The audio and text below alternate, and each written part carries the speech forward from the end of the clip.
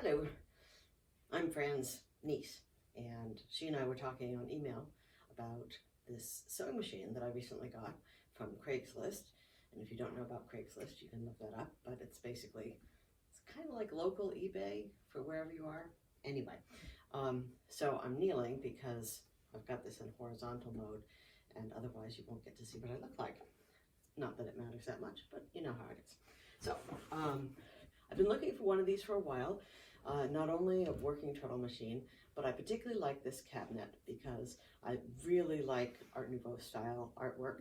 And as you can see, there's plenty here. Once I open everything up, I'll also walk around the cabinet so you can, and have the video look at the sides, because the sides are also pretty. But first, it came with all the attachments, which is really cool. This is called the puzzle box. Whee, see? So the scissors were not part of the original shipment, I'm sure. And I've managed to figure out where most of these things go. There's a key for the cabinet. And it took me a while. I was thinking, why do you need a key? Nobody's going to run into your house and steal your sewing equipment. But then I realized, yeah, if you've got sewing equipment, you might well have young children and you don't want them getting into stuff. So that made a lot more sense once I realized that. It came with 5 bobbins. I'm recording something, Peregrine. Do you need me? Okay. Have a good time. Let's try this again. One of my children, who's now 19, is going for a bike ride, so that is good. It came with 5 bobbins. These are the long bobbins type, which I like because the thing that carries the bobbin inside the machine looks like a little space rocket. And I've always really liked that. My grandmother had a machine roughly of this era, and it ended up at my dad's house, and probably he put it in the garage, which had a leak or something. We've never seen it again. It was not a very fancy one. It worked just fine. Anyway, but I like the long bobbin style before they came up with the circular bobbin style, which is now the common type of bobbin you'll find on machines, of course. But they did have treadle machines that had the round bobbin that we're used to a little bit later than this one. This one's probably from around 1905 or so. I haven't really pinned it down. I've only had it about a week now. So here in the puzzle box, it's not quite all attached to itself yet. Got a bunch of, I think these are hem turners, you know, for tiny little hems. Let's see, this one's probably an automatic pleater. I haven't figured that out because my manuals are in French. They're the manuals. The interesting thing is not that they're in French exactly, because obviously people in France sewed, but why is a machine from France in the middle of Massachusetts? That is what I'm puzzled about. It also doesn't have the drive belt attached. This is a new drive belt that came with it. Somebody was obviously going to attach it and never did. The other things that are in here, I don't know what this is yet. I'll figure that out soon. It might have something to do with hemming because it's got some measurements on this bar. Then there are a bunch of little attachments for fixing the thing. These are screwdrivers, and I forget exactly what this is. Okay, back to what I was doing. The puzzle box has a whole bunch of different things, including a key, which at first I was trying to figure out why I wanted a key, because who's going to sneak into your house in 1905 or whatever and steal your sewing stuff?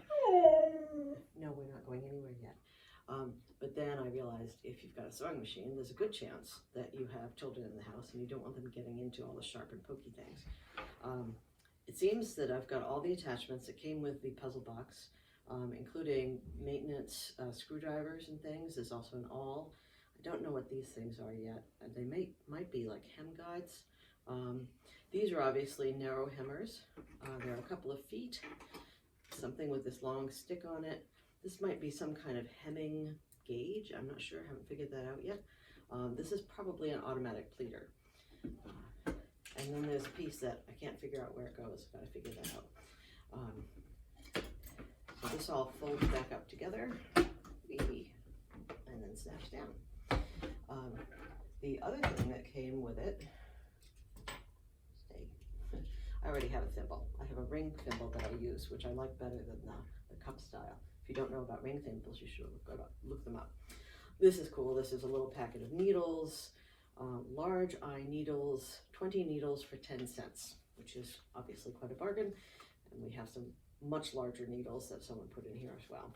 These are just regular hand sewing needles. There weren't any machine sewing needles that came with this, but that's fine, I know how to get them. So, now that we've gone over that, the manual is over there. I will stand up, and the drawers obviously come out. This thing, I think probably, I can't feel anything there, but probably, I'm guessing there was some kind of little metal piece that kept it from sliding all the way out, and that's what this was. And you can see there are some dividers that are no longer there, maybe. Hard to say. You can see now the side of the carving. All the drawers have this on the side, and then of course a naked side. And I'll move around, but the sides of the machine have these turn spindles that keep the drawers in place, which is kind of cool. Then the center drawer only comes out about 3 inches, and there are two little troughs, probably for thread, and then a slightly larger one. Oh, there's one machine needle right there. Okay.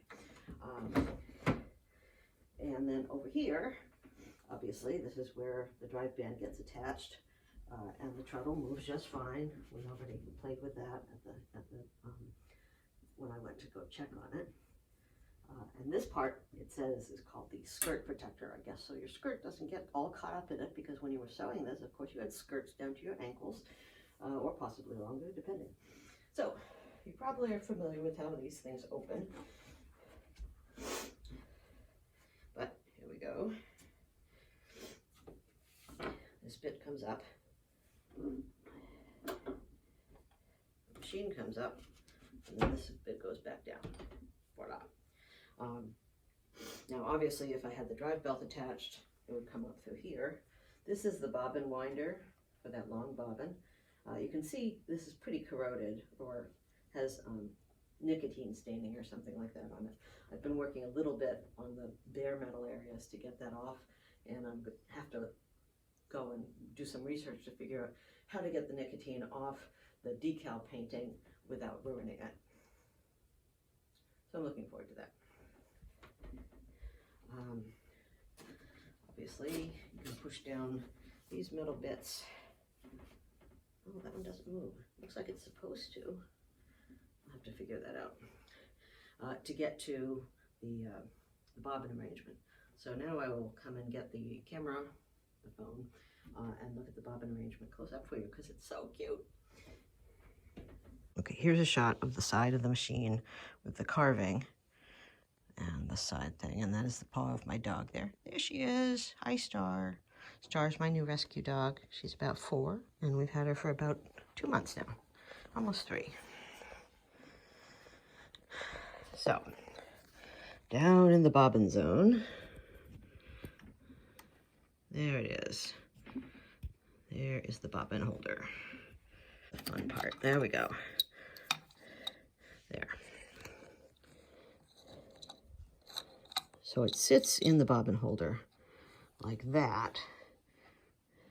And this is the view from the side. Top side, other side, and then the thread comes out the back. And there's the thing that holds, I guess, the swing arm or whatever you want to call it. So this guy goes back in.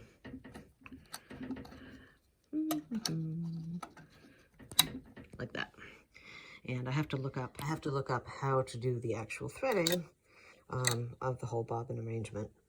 But the manual can help me with that, even if it's in French, because I rather imagine they've got plenty of instructions on how to do that and diagrams, so I won't really have to worry about it. Let's see, what else? Oh, the pattern on this machine, I don't know what it's called, but it's birds and brambles or raspberries or something. I thought that this was I'd forgotten about it, but I thought it was one of the Egyptian pattern ones, but it's not, which is fine. The other kind that you see a lot for Singer, you probably know, are the red eye machines. They don't actually have eyes on them, it just looks like that. This is the end plate, and you can see it's also got raspberries and brambles. And then the mechanical access plate back here, there we go. Whoops, sorry about that. Also has raspberries and brambles on it. It's kind of, sorry, got a lot of light in here.